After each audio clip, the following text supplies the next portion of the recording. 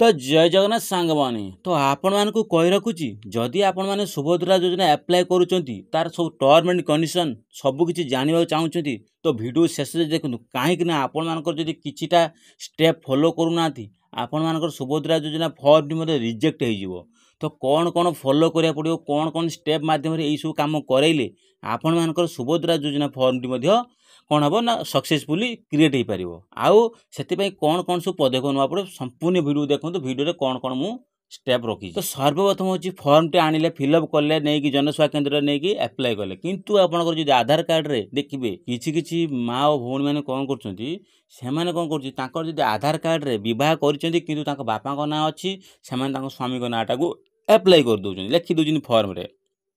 आ जो मानकर तो स्वामी को ना अच्छी तो से स्वामी को ना लिखे जो मानकर स्वामी थाई कि भी से बापा नाटा को आधार कार्ड रे पड़ी आउ से फॉर्म स्वामी को ना को पकईदे किंतु ये रिजेक्ट होवार संभावना बहुत अच्छी यहीटा मेन पॉइंट आप माने संशोधन करा निहाती आवश्यक से आपण आधार कार्ड अनुसार जो नामटी अच्छी आपड़ से नामटी को फॉर्म रे फिलअप करेंगे से बापा ना बह 5 वर्ष हो जाऊ 10 वर्ष हो सारू किंतु आपन जदि पिता नाम अच्छी तो आपण मैंने से फॉर्म रे से पिता नाम ही एंटर करेंगे ऑनलाइन भी से अप्लाई करेंगे ऑनलाइन अप्लाई करेंगे।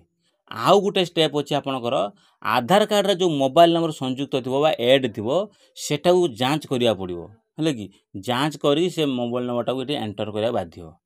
तृतीय रे होची जदि आपणकर आधार कार्ड रे को बैंक लिंक अच्छी आपन जानि ना काहे कि ना जार गोटे बैंक अच्छी तो गोटाए बैंक कंपलसरी से आधार कार्ड सहित लिंक थिबो जो मानकर आधार कार्ड रे 4-5टा बैंक अच्छी आधार कार्ड मूल रे आपन कौन कर सब बैंक खोली पार्टी सपोज मोर अच्छी 4टी बैंक तो 4टी बैंक रे मोर को बैंक टी आधार सहित लिंक अच्छी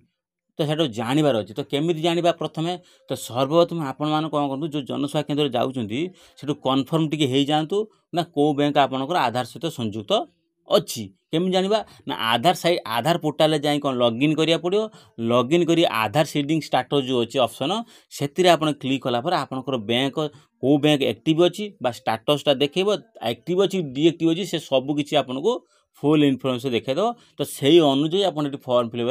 फॉर्म फिलअप करेंगे। एटा मेन पॉइंट इंपोर्टेंट पॉइंट एटा को आपण निहाती करबा दरकार। तृतीय होची ये फॉर्म नेले डिपोजिट करेले डिपोजिट कला परे आपन कोन करे एक्नॉलेजमेंट नंबर गोटे बाहर बा रिसिप्ट बाहर से एक्नॉलेजमेंट नंबरटा कोन करे जो आपन जो अंगनवाड़ी फॉर्म ऊपर अटैच करेंगे लिखई देवे लिखला परे आ गोटे रसीद बाहर फॉर्म रसीद बाहर से फॉर्म रसीद को सीसी वाला आपको देवे आपन कौन करेंगे से सीसी वाला को आनिकी अंगनवाड़ी केन्द्र नहीं डिपोजिट करेंगे किंतु आ जो अंगनवाड़ी केन्द्र जो फॉर्मटा आनी सीसी सेंटर नहीं डिपोजिट कर से तो से यार काम हो कौन फॉर्मटा को लेकिन सीसी सेंटर देले से ब्लॉक डिपोजिट करेंगे तो आपन जोटा को सीसी वाला को आनिकी अंगनवाड़ी देले अंगनवाड़ी नहीं से ब्लॉक डिपोजिट करेंगे तो आपन को यही स्टेप को लेकिन लेन देन करार अच्छी तो ये काम कर दिंतु आपंकर कौन असुविधा हेनी पैसा